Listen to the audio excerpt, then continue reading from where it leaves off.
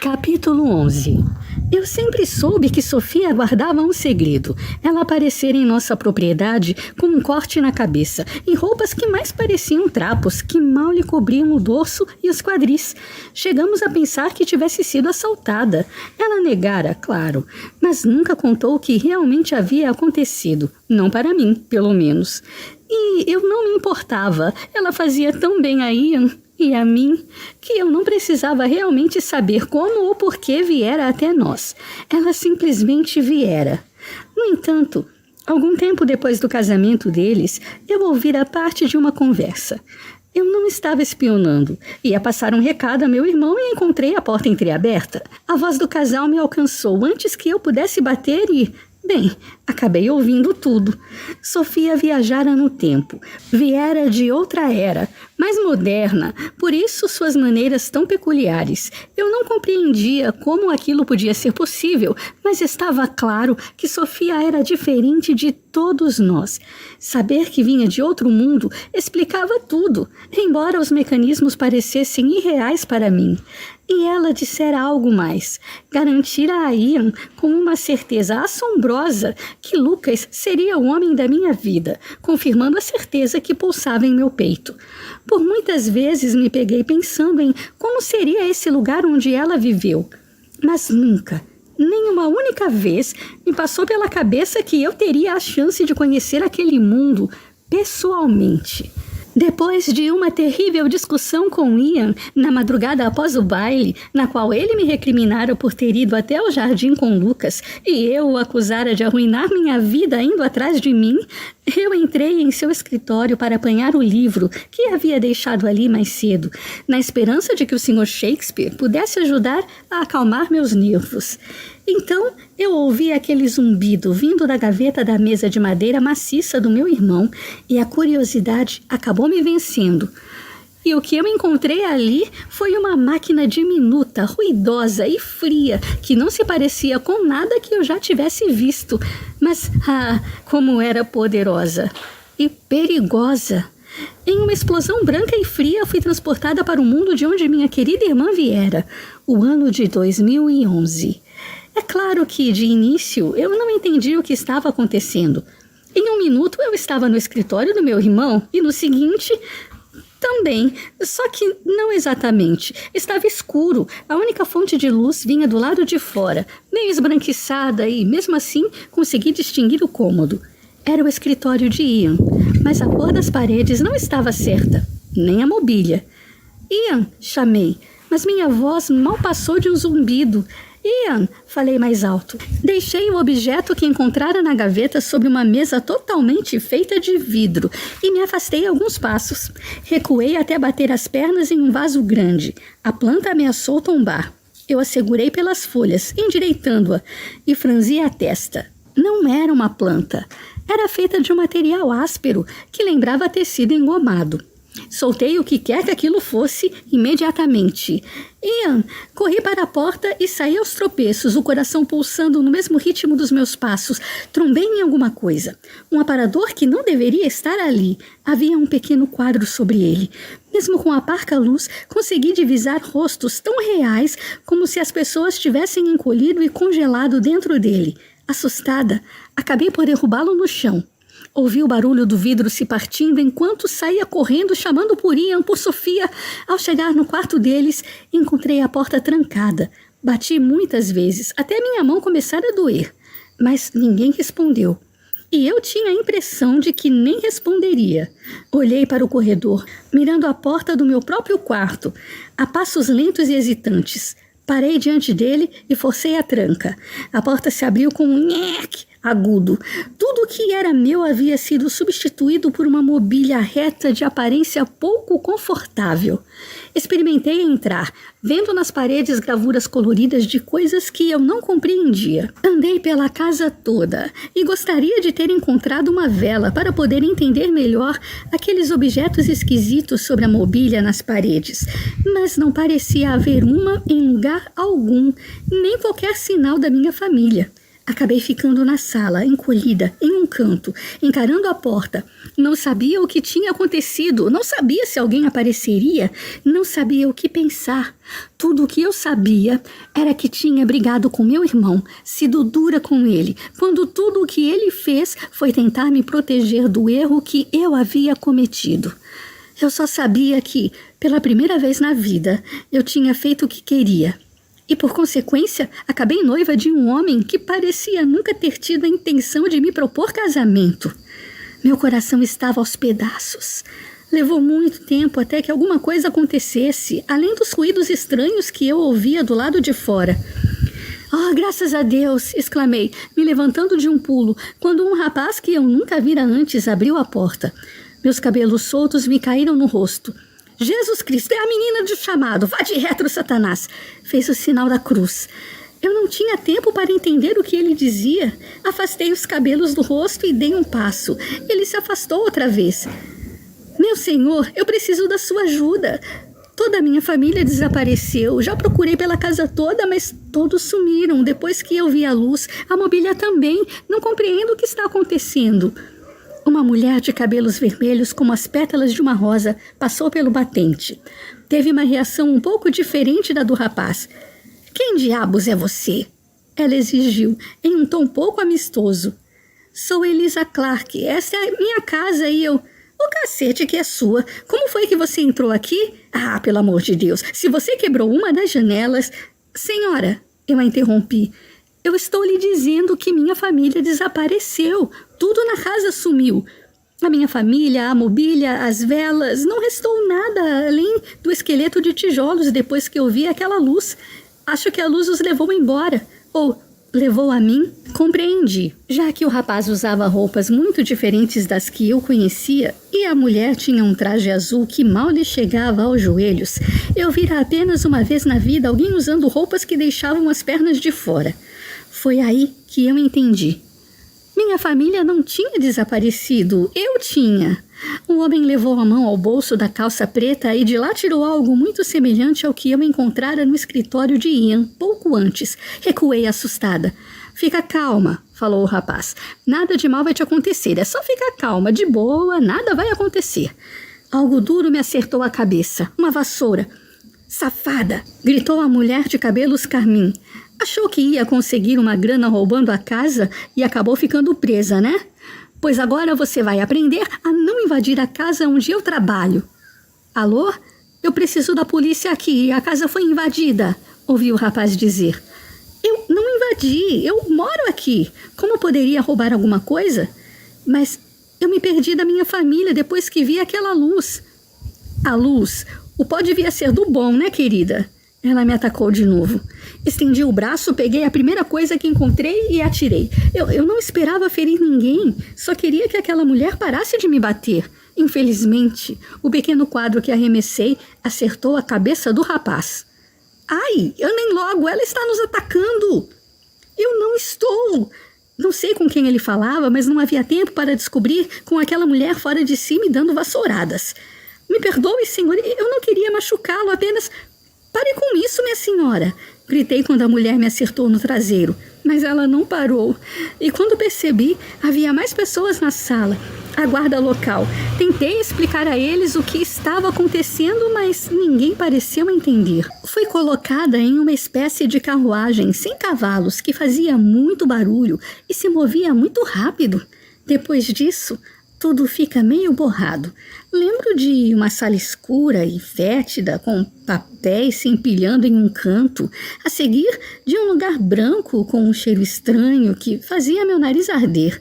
Vez ou outra, alguém furava meu braço. Eu mal conseguia implorar para que parassem, pois era dominada por uma sensação esquisita, uma letargia confusa, como se eu me desprendesse de meu corpo e flutuasse. Quando aquela sensação ia embora, eu me sentia como se minha cabeça tivesse sido pisoteada por uma manada de elefantes. Foi em um desses raros momentos de lucidez que conheci Alexander. Ele entrou sorrindo no quarto ao qual eu fora confinada, aparentando amabilidade e gentileza. Era muito bonito e a cicatriz na lateral da testa criava um ar de mistério ao seu redor. "Elisa Clark", disse, fechando a porta. finalmente nos conhecemos. Eu me sentei, alerta, naquela cama estreita com grades. Ninguém naquele lugar me chamava pelo nome. Era só a garota que viu à luz isso e a garota que viu à luz aquilo. Você sabe quem eu sou? Perguntei. Ué? E como não saberia? O Ian fala de você o tempo todo. Só elogios, claro. Tá para nascer um irmão mais orgulhoso e protetor que ele. Ele sempre foi assim, né? Desde antes dos pais de vocês morrerem. Sim. Oh, graças a Deus, alguém que não era maluco naquele lugar afinal. Cara, imagino quanto ele deve estar preocupado agora com você assim, tão longe de casa. É por isso que eu vim aqui me apresentar. Fiquei preocupado que você não encontrasse outros conhecidos. Perdoe-me, senhor Alexander. Ele parou ao lado da cama. Só Alexander. Senhor Alexander, repeti. Eu realmente não conheço ninguém aqui e não sei como fazer para voltar para casa. Nem sei como... Ah, não precisa fazer essa carinha, linda. Ele deu 2 tapinhas em minha mão. Já saquei tudo. Você tá pensando que tá sozinha. Completamente. Mas você tá errada, Elisa. Eu tô aqui. Vou te ajudar a encontrar seu irmão ou esperar ele vir te buscar. Enfiou as mãos nos bolsos, erguendo os ombros. O que ia acontecer primeiro? Acha que Ian virá? Perguntei, a esperança espiralando por todo o meu corpo. Eu não tenho dúvidas. Seu tom de voz mudou, tornando-se um tanto sombrio. Então ele piscou, voltando ao humor de antes. Tenho certeza de que ele deve ter falado de mim para você, ou talvez a Sofia. Bem, não me recordo. Minha cabeça está esquisita. Este lugar me deixa confusa. Deixa todos nós, linda. Alexander me contou então de sua amizade com meu irmão, e eu não vi motivos para não acreditar nele. Ele dissera coisas que apenas alguém realmente próximo de Ian saberia. Por isso eu permiti que ele me tirasse do que descobri depois era um hospital e me apresentasse seu mundo. E tudo ali era diferente. As roupas, as construções, os cheiros, os sons, a maneira de falar, de todas as diferenças que encontrei entre aquele mundo e o meu, a que mais me maravilhou foi o destino das mulheres. Elas não eram mais parte da mobília da casa. Agora desempenhavam papéis importantes na sociedade, conduzindo veículos imensos, exercendo a medicina, lidando com bandidos, vivendo. Eu não escolheria aquele lugar para chamar de meu, mas confesso que testemunhar essa mudança me causou alívio. No começo, fiquei um pouco apreensiva em me hospedar no apartamento de Alexander, um rapaz solteiro, sem família ou empregados. Minha reputação não sobreviveria se alguém soubesse disso, mas eu não estava em condições de me importar com minha honra naquele momento. Então, aceitei sua ajuda e descobri que ele era um rapaz muito gentil e divertido. Foi graças à ajuda de Alexander que consegui me manter em segurança, pois minha memória começou a falhar cada vez com mais frequência. Nos momentos de clareza, eu sofria. Não sabia se um dia voltaria a ver minha família, e conforme os dias iam passando e nada acontecia, minha esperança minguava. Sofia levara meses para conseguir retornar, e o que mais me partia o coração em pedaços era saber que na última vez em que estive com meu irmão, nós havíamos discutido. Pensar que nunca mais o veria me doía na alma. Que eu nunca mais teria a chance de lhe pedir desculpas, de abraçá-lo, de abraçar Sofia ou ver Marina crescer. E eu também sofria por Lucas, muito. O que ele estaria pensando sobre meu desaparecimento? Para tentar manter a sanidade, eu escrevia para ele, contando tudo o que via. O medo que sentia, meus sentimentos por ele, coisas que eu descobrira e que pensava que ele ficaria feliz em saber. Por exemplo, que o tifo tinha cura, segundo me dissera Alexander. Naquelas cartas tive com Lucas a conversa que nunca chegara a acontecer por culpa daquela viagem insana. Você devia guardar estas cartas, linda. Alexander aconselhou, logo depois de preparar o almoço em sua casa, pouco espaçosa, mas muito agradável. Talvez o Luca gostasse de ler um dia. É provável que ele pense que eu perdi o juízo. Amassei o papel, mas o segurei de encontro ao coração. Você é quem sabe. Pressionou os lábios como se me reprovasse. Essa camiseta ficou legal em você. Olhei para o que ele chamava de camiseta, uma espécie de chemise curta e com mangas que era usada como roupa. As vestes do tempo de Sofia eram, bem, diferentes. Muitas delas eram menores que minhas roupas de baixo. Alexander me dera uma calça e algumas chemises que, ele me garantiu, eram para ser usadas como roupas. As lingeries, coisinhas minúsculas que eu mal conseguia discernir o que era o que, eu usara apenas nas ocasiões em que meu culote estava secando. Era um pouco complicado me vestir sem ter ajuda e, quando terminava de me aprontar, cada curva do meu corpo estava exposta. No entanto, daquela chemise preta, eu havia gostado. Obrigada, Alexander. Eu gostei muito desta peça. É bastante emblemática. Me traz paz usá-la porque, neste momento, eu preciso de toda a ajuda que puder conseguir. Uma chemise, camiseta com um motivo religioso me faz sentir melhor. Camiseta religiosa? Ele arqueou uma sobrancelha, fazendo sua cicatriz sorrir. Estou supondo que este A, C e DC desenhados nelas são relacionados ao nosso Salvador, não?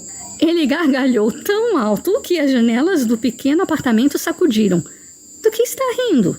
Minhas bochechas ficaram quentes. Do Salvador. Vou te contar uma coisa. Também acho que os caras do AC/DC deviam ser elevados à categoria de Salvador, porque a música de hoje em dia, em alguns casos, é sofrível. Eu não entendo, murmurei confusa. Ele apertou a boca até se tornar uma fina linha esbranquiçada. Desculpa, Elisa, eu tentei fazer uma brincadeira, mas, já que você tocou no assunto, gostaria de ir a um show mais tarde? Tenho certeza que você vai adorar. Música da melhor qualidade. Quem sabe não damos a sorte e encontramos o seu irmão. Obrigada, senhor Alexander. Eu gostaria muito.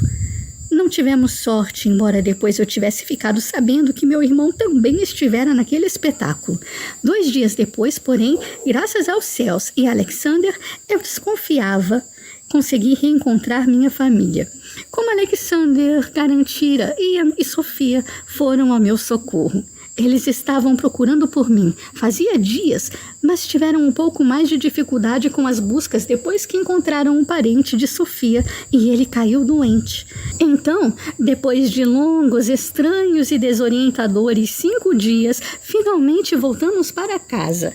Alexander se ferira para nos ajudar. No entanto, levou um tiro no ombro e meu coração se apertava por não ter notícias dele, por não saber se sobreviveu ou não. Iam me garantira que ele ficaria bem. E foi por meio de meu irmão que descobri que Alexander não era exatamente quem dissera ser. Ele mentira para mim. Nem Ian, nem Sofia o conheciam. Ele apenas me usara para chegar até meu irmão. Fui enganada por ele e me sentia humilhada por minha estupidez. Eu me deixara cegar por suas gentilezas, pensando nele como um amigo querido, quando não passei de uma ferramenta para que ele pudesse atingir seu propósito. Jamais poderia perdoá-lo por isso. Ao voltar para casa, para o meu tempo, tive uma conversa franca com Ian, e nós nos entendemos. Ele me surpreendeu ao me dar a escolha de cancelar o compromisso com Lucas, dizendo que apoiaria qualquer decisão que eu tomasse. E minha decisão foi manter o noivado. Se Lucas não o rompesse, claro.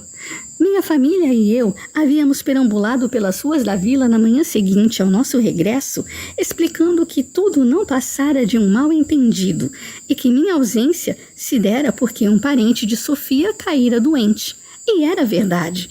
Só não toda ela. Percebi que tanto Ian quanto Sofia eram muito cuidadosos no que diziam, sem jamais deixar escapar o nome de um objeto do tempo dela, ou se alongar muito quando questionavam por que era tão complicado voltar de lá. Era assim que protegiam a origem de minha irmã. Com Lucas, no entanto, foi mais complicado. Eu o reencontrei na casa do primo Thomas. Teodora passara mal aos 6 meses de gravidez e o Dr. Almeida tinha sido chamado. No entanto, não foi um médico que apareceu. Bem, foi um médico. Só não era o médico que eu esperava ver. Assim que entrou na sala, os olhos de Lucas pousaram em mim como se tivessem sido atraídos. Ele se deteve e seu olhar percorreu meu corpo discretamente, como que para se certificar de que eu estava bem, antes de retornar ao meu rosto. Meus batimentos cardíacos perderam o compasso, para em seguida desandar a voar. Seu semblante parecia coberto por uma cortina espessa de tristeza, mágoa, decepção e dúvidas. Se a causa era o meu desaparecimento ou o compromisso que ele vira obrigado a assumir, eu não sabia. Talvez fosse um pouco dos dois. Depois que atendeu Teodora e me garantiu que minha amiga passava bem, Lucas quis falar comigo. Endireitando os ombros, eu o segui até o jardim e me sentei no banco de madeira. Ele, porém, preferiu ficar de pé, mudo feito as bromélias atrás de si. Como tem passado, doutor? Arrisquei. Já não suportava mais o silêncio. Um tanto atarefado desde que Almeida decidiu viajar. Fico contente em saber que o senhor conseguiu vencer a resistência da onde esteve. Ele atalhou bruscamente. Eu estive na cidade de Sofia. Como em nome de Deus eu poderia explicar algo mais? Ele nunca acreditaria em mim. Eu mesma tinha dificuldade de acreditar, mesmo tendo visto aquele mundo moderno com meus próprios olhos. De toda forma, achava difícil que Lucas acreditasse em mim. Eu estava convencida de que ele pensaria que eu inventara tudo, uma desculpa descabida e impossível. E como culpá-lo? Quem acreditaria que era possível viajar no tempo? Mas o principal motivo que me fizera manter a boca fechada era Sofia. Se eu revelasse onde estivera, teria de explicar tudo, desde o começo.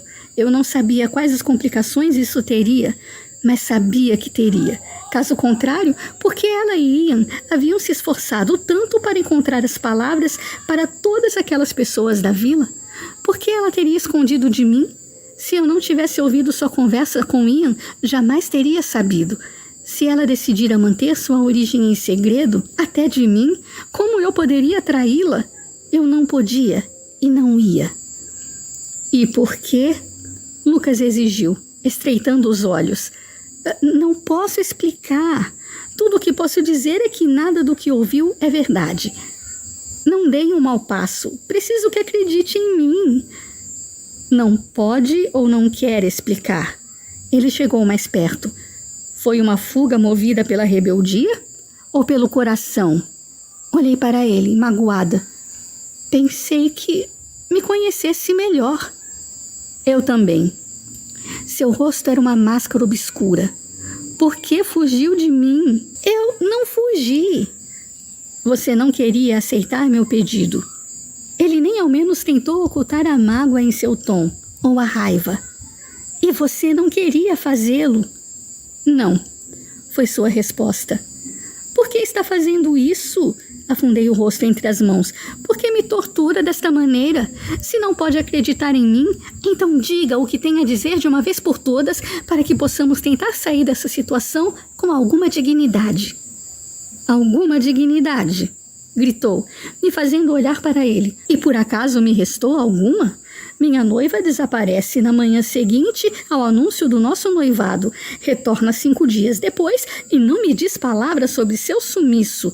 Como posso manter alguma dignidade? Eu me levantei, ficando cara a cara com ele. Tive de inclinar a cabeça, já que ele era mais alto alguns bons centímetros. Pois faça logo o que deve ser feito para restaurá-la. Punir-me desta maneira é cruel, e eu sei que não é assim. Coloque um ponto final em nosso compromisso, para que nós dois possamos seguir com nossas vidas. É isso o que quer? Foi por isso que fugiu? Doeu demais ver a desconfiança em seu olhar, ouvi-la distorcer sua voz. Eu não fugi. Você não pode explicar por que fugiu do seu noivo após ele lhe pedir a mão? Ele riu com amargura. Sabe como isso soa? Sabe o que se passa em minha cabeça agora? Você não quer se casar comigo. Deixou isso muito claro na noite em que eu pedi sua mão. E no dia seguinte você desaparece. Nem mesmo seu irmão conhecia seu paradeiro. Sua voz subiu algumas oitavas. Não venha me dizer que não fugiu. Foi exatamente o que você fez. Não, eu fui forçada a me ausentar. Forçada por quem? Seu peito subia e descia, rápido demais. Mordi o lábio para que o segredo de Sofia ficasse salvo. Lucas notou que eu não lhe diria nada, a julgar pela sombra escura que embotou seu olhar. Compreendo. Então era assim que tudo terminava. Pude ouvir meu coração se estilhaçar, lançando cacos em todas as direções, até que tudo o que senti foi agonia. Eu devia me preocupar com o que me aconteceria, depois que todos soubessem que o noivado estava desfeito. Mas não pude. Tudo o que eu conseguia pensar era que eu tinha perdido, de maneira irrevogável, o homem que eu amava. Obriguei as lágrimas a retrocederem, pois a última coisa que eu queria era que ele me visse chorar. Minha voz, no entanto, estava embargada quando falei, mantendo os olhos no chão. Devo entrar agora.